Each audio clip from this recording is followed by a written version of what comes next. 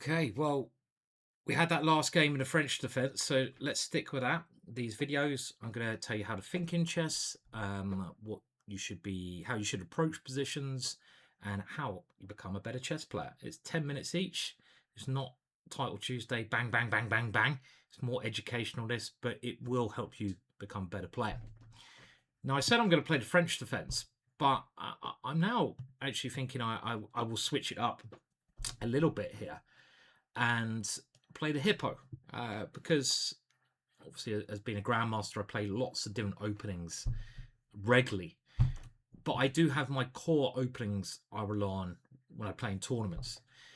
That doesn't mean I don't understand other openings well, but I'd recommend for you not to have too many different openings you play, because it's all about the middle game ideas, and unless you're spending 10 hours plus a day learning, just stick to a couple of openings. So the idea of the hippo is we attack the side, the center from the side. And I basically just develop in a very solid formation by not progressing past this rank, but playing behind it. And we keep all the pieces on the board and we wait for an opportunity to strike later on. Now, the best setup for white is to put the knight on F1, which it looks like my opponent is playing. It seems like nowadays everyone knows the right ideas. And this is the start of the hippo setup. And the point of putting the knight here is that one standard idea is actually G5 from me, but my opponent would now have the very annoying knight coming to this square, which I shouldn't allow. So I need to play in a different way. And I generally, now that I've done the basic hippo setup, think about ways to get counterplay. And a person I looked at a lot on this was Tiger Hill at Person. I saw him, he had a couple of games in this, and he always now played C5. And this just gives a little bit of pressure to white center. And at some point, we may be able to capture and gain some play on the open C file. But my opponent's picked a very good setup against the hippo. It just restrains my pawn pushes, and we've got to play this quite patiently. Now, I probably will castle, and I will most likely have to put my king on H7. I mean, I often leave my king in the middle, but it's more about getting this rook into the game. And I'm probably going to do that now before my opponent plays queen d2 and stops me castling. So I'm going to go here, and this can get quite dangerous for me with queen d2, king here, and then the idea of h4, h5. Now I've got to defend this pawn. My opponent might want to try to get some play against g6. He's playing very cautiously first, which is fine. And let's also put a rook there. Our idea, like I mentioned, is to take here at the right time, and very likely we could try to play knight c6. So trying to get that knight somewhere better. So my opponent's played this good move. Another idea we can do is try to get the knight to g4.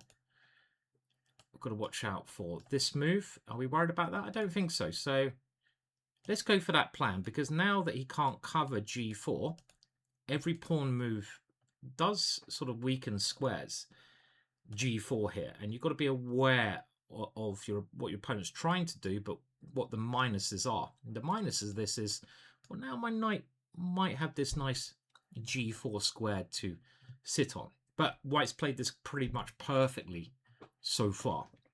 I can't fault my opponent's play at all. I'm just trying to play around his good moves, and this seems like it improves my position if I can get that move in. My knight was quite passive there. I have the opportunity to take his dark square bishop, which is a pretty decent piece, and a little bit of pressure against center. Now I am watching out for this move, but at the moment I'm assuming I'm okay because of this one. Okay, so my opponent's continued with his plan, and I think I will continue with my plan. Now if he takes, I'll take with a pawn. And yeah, my king side becomes a little bit weakened, but I'm defending g6 quite well, so I think I'm okay. And the point I can grab one of his bishops, I think, is very useful, because this gives my king great defense, and it means he has less chance to break through. So I feel like this has helped me a bit. The idea of taking here and doing something on the c file, I can't see how that's going to help me. So we're just going to leave that as an option. Keep the tension there. Don't make exchanges unless it benefits you. Is my rule, because some, just keeping that tension, I think, can be very useful. But there's a lot of tension when you play the hippo. It's one of the openings with the most tension, because black's strategy is to play for a win by keeping most of the pieces on the board, and that's what we're doing here. Okay, so now that he's come off the c file, ideas like this become more attractive. But I am also thinking about, do I come here now? Just wondering. The only move I'm worried about there, because the idea of this is to hit that pawn, right, is d5, and then I could take, and my knight could come here, but I'm not sure about that. Not sure I like that one. Now the queen does have some. I mean, also, what about? I don't know. I'm thinking about knight here to give my queen a little bit of ideas of coming over there, which I can't at the moment. Clearly, not sure I like that either, because the knight's quite passive here. The knight's defending here, and this seems like the most active solution. I'd love to get rid of this pawn on e4, but f5 I'm just not considering seriously, because my light squares is going to be so weak. I need this pawn to defend g6. Now I could take and go knight here, and then pawn here, takes. Is that something we could do? And then knight come in here. I don't know if that helps me. Okay, let's go for this one, because I've seen if I can get rid of this knight, then we have queen here. So d5, takes, knight e5. If he goes knight takes e5, maybe I can go bishop takes e5, and then I have this queen h4. So this is the only piece that's stopping my queen coming here. Now, I'm not actually threatened to take there, which I think I mentioned I was, but it's just trying to improve and just apply a little bit of pressure. We're just trying to like massage him somewhat with moves like this. So we're massaging d4 here, and the point is, if he goes here, I mean, maybe I don't even take. Maybe I go knight here, because that would blockade that pawn and therefore blockade that bishop. Maybe I don't even take. I don't know. The only thing I'd be slightly worried about is that if he takes, d6 is a bit weak, but also I open up this way. So if he does play this move, I've got two pretty okay moves there. And my opponent, let's, again, very important, think about what our opponent is trying to do. Now, if he moves, I mean, I don't know what he's got on the obvious moves. So okay, so it looks like he hasn't, because he's moving his queen away. Now, if his knight moves, maybe knight here becomes an idea. That's something should think about. So that could be quite clever. Is it now time I took this bishop to before this becomes? I mean, I love the idea of getting my queen over here, but that's only if he makes mistakes. So I think we should get rid of this bishop. I just feel that bishop's a nice piece, and now that there was some ideas there, we can get rid of it. So he's taken with a pawn. Interesting decision. And here I'd like to play e5 to stop that bishop coming down, but then he can, maybe he can't take, because a knight takes. And if he takes here, can we even take that way? Maybe this is okay. Let's go for it. So let's go e5, just because I don't want him playing this move and starting some attack there. Double-edged, because I give this square up, but it seems to work okay. The other thing I could have done is move my queen away from the rook first. You have to be very careful opening up files when your queen is lined up. And actually here I'm going to take the knight, but this one seems stronger. When if I take with a b pawn, this is a very weak pawn, so I might have to take with a d pawn. And then he can try bishop a6. But I've even got bishop a6 there because I hit his queen. And it's still, this position is still very much... Okay, so closing it down, I feel that helps me somewhat. I don't know if that's right or not. Now, the knight's not doing much over there. You should always try to put your knights on squares that have the most potential. And actually, I'm thinking my knight coming towards the king side is the right area. My opponent thinking the same. He wants to get his knight here. But I'm now going to open up the way for my queen. And my knight here, it just feels like it has this opportunity at some point to jump out. My bishop is clearly badly placed. I'd like my bishop on this diagonal now. So we need to move this rook. If I go here, am I worried about takes, takes, takes? Not really. So I'm going to go here because now I want to get my bishop back before I throw my queen in. My bishop's dead now because that pawn blocks it. So I'm quite solid here. These cover all the squares that my opponent's knights might want to come into. I've killed his bishop. His bishop now is stuck behind this pawn. He might even, or maybe he should even try this. But then I can distract his queen away, and queen here will be strong. The reason I didn't play queen h4 immediately is because of queen g4. But now queen g4, I've got this move, which obviously was my idea, rerouting this piece. Does he have a sacrifice? Well, I very much doubt it. So, okay, so we have rerouted that one. And now queen here is logical. Because now he can't put a piece on g4 because our bishop has improved. If he takes, I take. So he's still trying to go for this one. And now is it time to use this knight as we had anticipated before?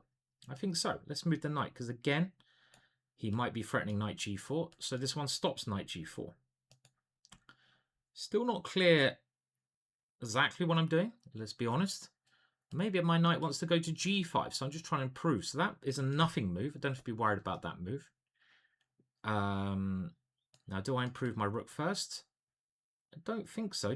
Where's my king best? Maybe it's even best placed here to give my rook a little bit of extra protection.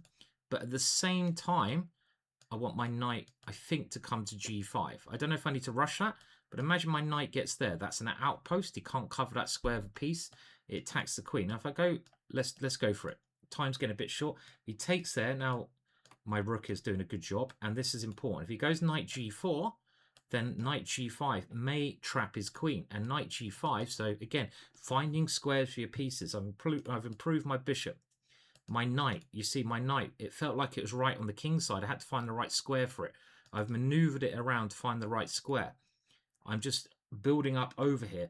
He's got double pawns. In the long term, that's a weakness. In the long term, I feel this bishop could be fantastic. It could come flying out into the game. Again, this is all from sort of middle game experience, which you have to build up yourself. But the big threat here is obviously knight into g5. And I don't see how he easily defends that. He might have to make his queen a way back, but my other idea is the knight flies here. I could take this pawn, or his knight could be loose. So this is maybe his best move is to go rook back. But then we have knight here, and knight takes e4. Do I want to take that, though? Because then he gets this diagonal for his bishop. We don't need to rush that. We can have a think about that. But we're just improving our pieces. The other idea, maybe I could even do this move. But that seems like a better square for... I mean, one idea is to go bishop here, and put the knight back on f6, because then I could argue my bishop's suddenly become quite good. But it doesn't feel right. So he's gone here.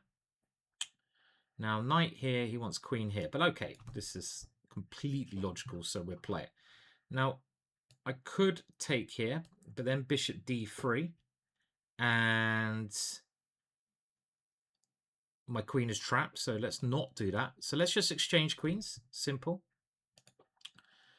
And how do we now improve the position? Not easy to make progress. This pawn is doing a very good job. He's played this well.